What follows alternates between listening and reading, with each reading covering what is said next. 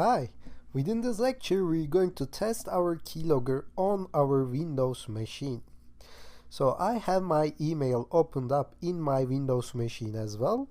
So we got that py file from our Kali machine. So I'm going to save this file and I'm going to open that folder. Now I don't need this anymore. Let me close this. Okay. And get this py file on my desktop here in order to test this. So now what do I have to do? Of course I have to type cmd in here in order to open my command prompt, and of course I have to go to that desktop directory in order to see my keylogger.py. First let me copy my Python 2.7 interpreter link here.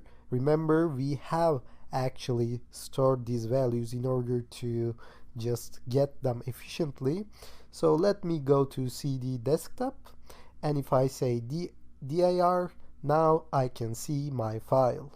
So let me paste this and try to just run this my keylogger.py in here.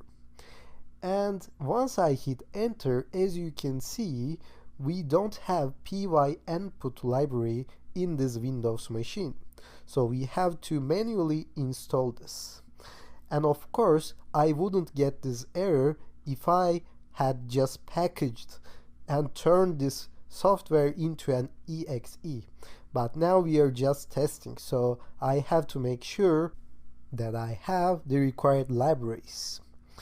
And we will see how to package later on, don't worry. So I have to call this Python 2 one more time and say this -m pip install. That's how you install libraries on computers with only Python interpreter installed. We don't have a complete IDE in our virtual Windows machine. We only installed Python interpreter before, remember? So now we can test our keylogger one more time. Yes, now this is working.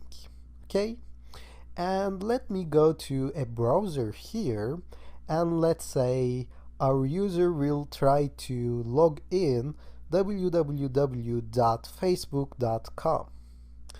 And if they go to Facebook, and let's say this is the email address, okay, I'm going to just say test.gmail.com, and for password just make up something.